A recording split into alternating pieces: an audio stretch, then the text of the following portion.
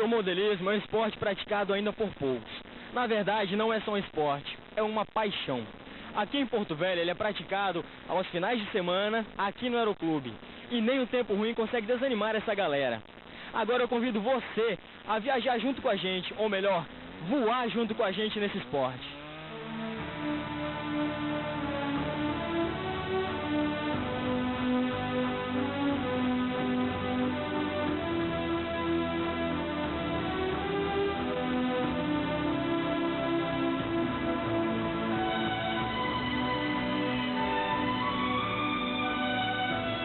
Eu pratico aeromodelismo desde a infância, né? Eu cresci vendo avião e daí a paixão pelo aeromodelo. Posso dizer que tem mais de 30 anos que pratico aeromodelismo. Já dá pra ter uma experiência, né? Um gabarito. Alguma experiência a gente tem, já participamos de encontros nacionais, isso é interessante. Viu, à primeira vista, essa máquina pra gente é super interessante. Você poderia explicar pra gente como que é o funcionamento dela? Basicamente ele consiste de um motor, inclusive esse motor é um motor nacional, fabricado aqui no Brasil, chamado CB. Ele tem vários tamanhos, esse aqui é o que a gente chama de um motor 46. Ele funciona um princípio simples, um motor de 2 tempos, com combustível feito com álcool metílico e óleo de rícino. Dentro do corpo do avião tem um tanque plástico que pega em torno de 300 ml, garante uma autonomia de voo em torno de 15 minutos. E é jogado através de uma bomba para dentro do tanque, e aí com uma conexão elétrica,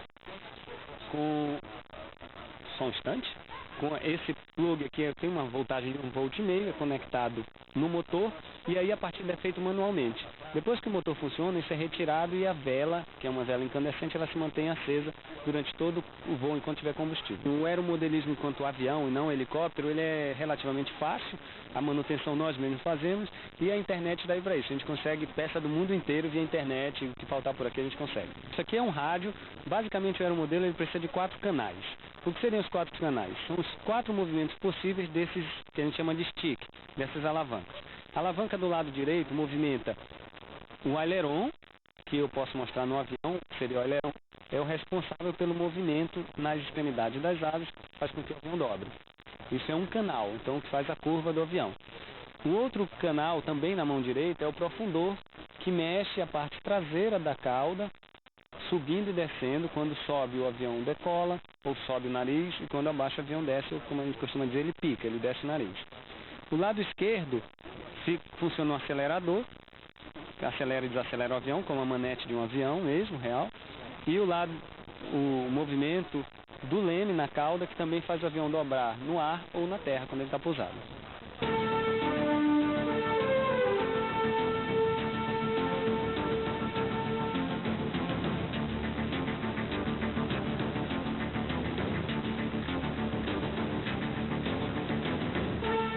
Hoje em dia existem programas de computação que são simuladores parecidos, que o joystick é inclusive um rádio desse.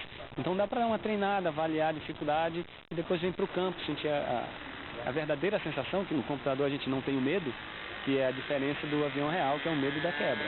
O que dá adrenalina, o que faz o esporte ser mais interessante. E depois é só prática. Em um mês a pessoa está pegando o avião sozinha.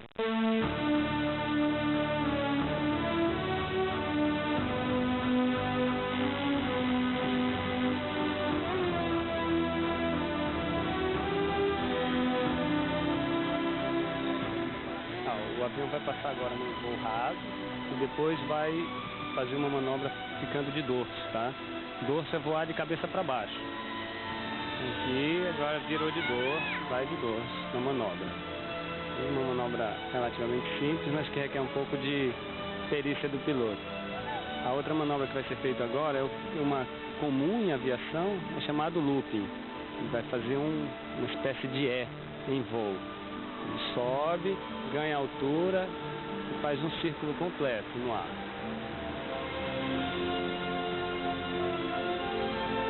Saiu. A outra manobra comum em aviação também é o tunô, que é ele girar no eixo do próprio avião. Aí vai fazer uma volta completa.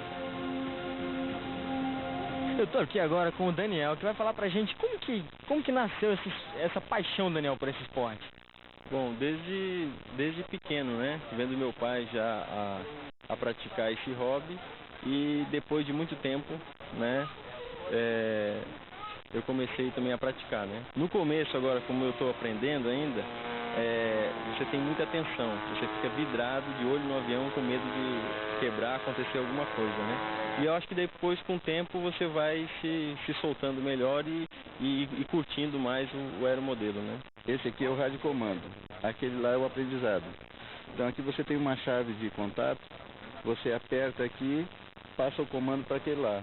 No caso dele errar um comando, errar uma maneira de voar, só soltar aqui ele já passa o comando para esse outro e esse aqui continua voando. Tá? Então seria isso aí, a base do rádio em si, com a extensão para comando paralelo. Só aquele lá não precisa ligar nada, ele só funciona só a base de comando aqui só. Nada mais, não tem comando outro nenhum, a não ser quando se passa desse para o outro. Se chama trainer.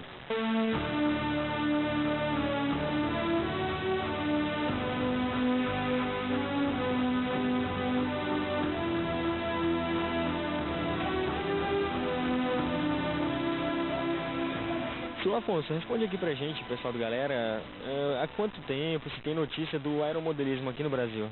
Aqui no Brasil, eu acredito que o aeromodelismo já em 1950 já existia. A princípio não havia essa tecnologia que nós temos hoje, rádio controlados e tal. Eram aviões voo livre, aviões a cabo, aviões a elástico, planadores. E o camarada que mais se destacou dessa época, acredito que hoje em dia ainda esteja vivo, é um senhor chamado Sérgio Bueno, da Casa Aerobras de São Paulo. Foi um grande incentivador do aeromodelismo no Brasil. É dessa época que se tem notícia da primeira casa de aeromodelismo no Brasil? Foi ele mesmo. A casa chamava-se Aerobras, lá em São Paulo. Atualmente mesmo nós lidamos com muita dificuldade exatamente nisso. O número de pessoas que nós temos são umas 12 ou 15 pessoas no máximo que frequentam assiduamente o nosso espaço aqui. Vontade nós temos de fazer essas competições, porque quase todo o interior já tem aeromodelo também. Por sinal, Ouro Preto tem um grupo lá que de vez em quando deixa a gente para trás, que melhor do que ele, nós temos a pista, mas ele já tem uma infraestrutura bem melhor do que a nossa. Poderia se tentar fazer uma competição, mas o negócio ainda anda meio devagar. Não adianta simplesmente você pegar o avião e vir fazer o avião voar.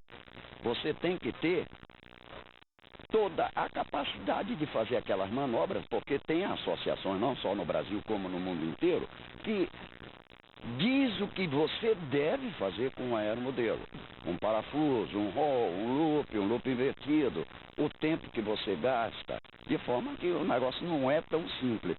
Nós praticamos mais o aeromodelismo aqui em Porto Velho, e acredito que até em Rondônia, mas como um esporte mesmo, um prazer para ver o avião voar. Alguns fazem algumas manobras já rodadas. Temos um aqui, um rapazinho que outro dia veio aqui, com um avião monstro que faz uma manobra chamada Tokyo Roll.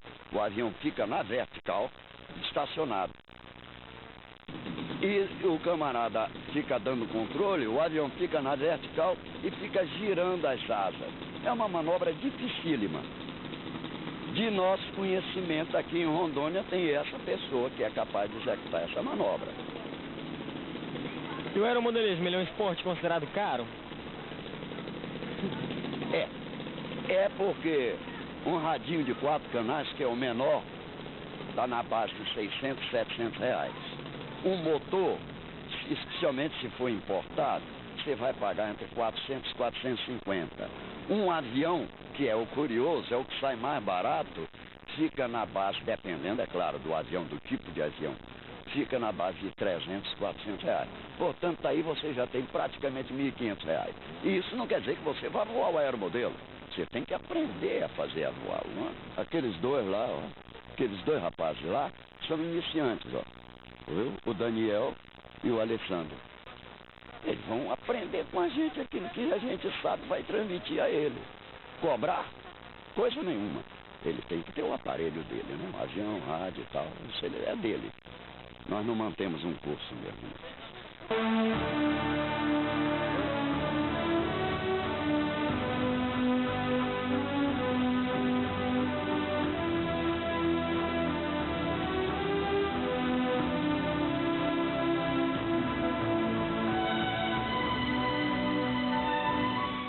Tá, vou fazer uma decolagem agora, tá? Com aeromodelo, com PA-18, tá? E fazer uma manobra como looping, tá? E fazer umas glissadas, tá? São algumas coisas que esse avião consegue fazer, porque ele é um avião para aprendizado, né? Para pessoas, na realidade, o avião real, ele é para um aprendizado. Então, ele não é um avião apropriado para fazer acrobacia, tá? A gente faz, mas não é uma acrobacia perfeita, ok? Vamos lá então, hein?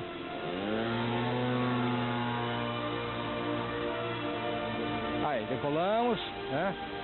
Vamos pegar a altura agora para fazer a primeira manobra.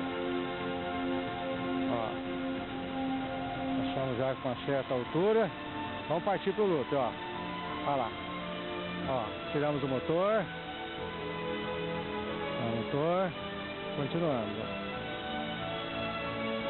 Vamos reduzir a potência para passar um voo baixo aqui, um voo rasante. Ó. Como se fosse para pouso, ó. Subimos, pegamos a altura. Agora vamos fazer um stall, chama stall de badalo.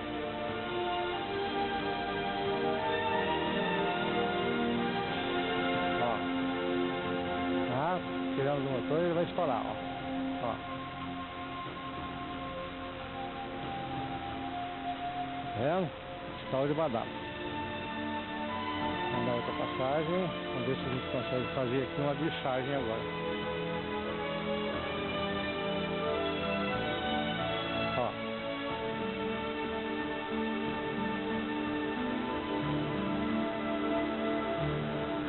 Ó, uma glissagem, ó. Você perde a altura com o avião sem aumentar a velocidade, ok? Porque geralmente essas manobras são feitas na cabeceira da pista quando está para pouso, para perder a altura sem ganhar velocidade. Agora vamos fazer o pouso, tá? Olha lá. Fazer a aproximação, já com o motor reduzido, quase em marcha lenta, né? Ó. Vamos entrar na reta final agora. Na reta final, corte do motor, e viemos planando. Vamos ver se vai fazer um bom pouso agora. Ó. No chão, tocou, pousou. É isso aí. Vamos para fora da pista, que chama aqui pista de escape, que às vezes ele não obedece.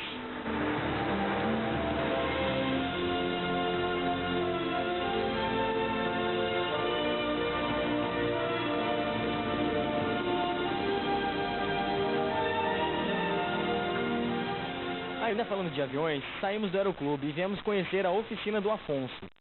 Lugar onde chegamos e encontramos vários aeromodelos, ainda desmontados, e outros que foram utilizados e ainda são utilizados em voos, e outros que ainda estão em fase de montagem.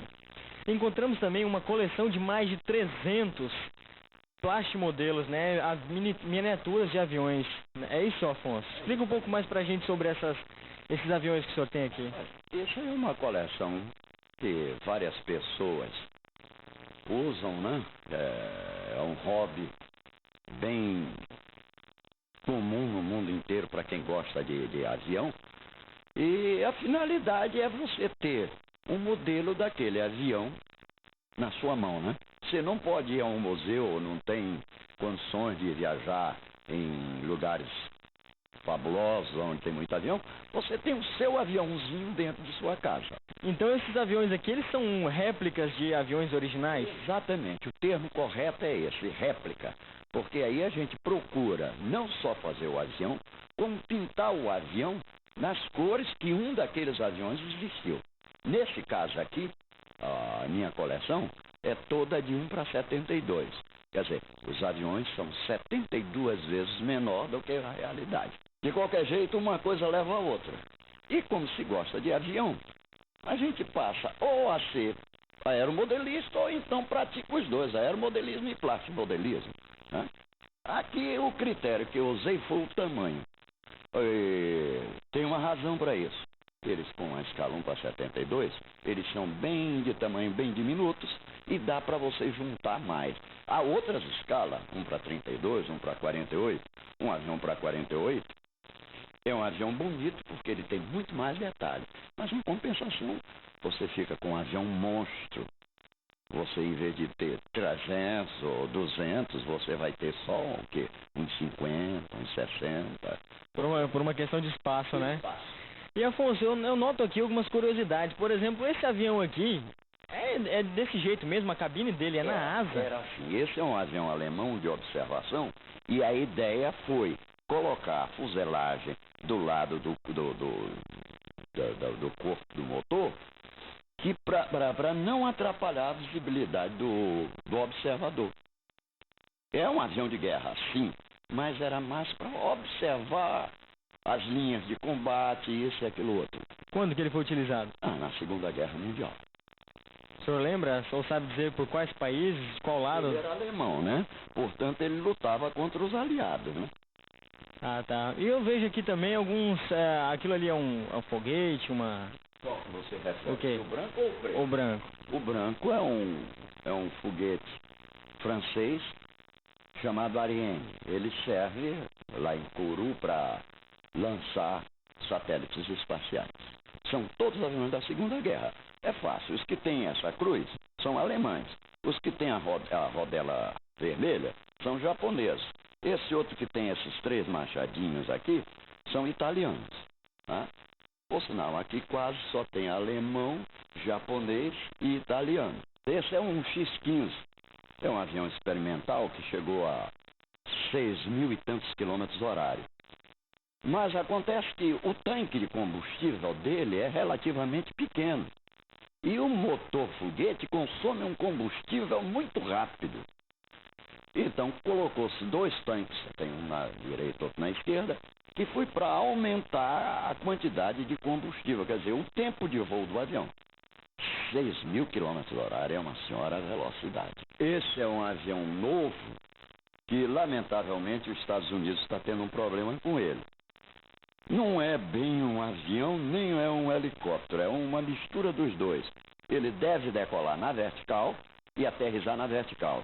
Mas quando chegar no espaço, esses rotores, os motores serão virados para frente e ele vai voar mais rápido do que o helicóptero.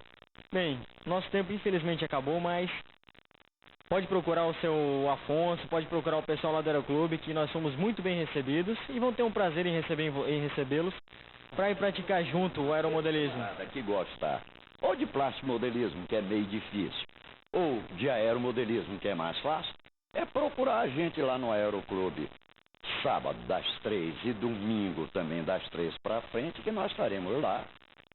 E garanto que ele será bem recebido. E se ele for realmente um amante, ele passará a ser um dos nossos. É isso aí, galera. Por hoje é só. E até o próximo programa. No próximo programa, matéria especial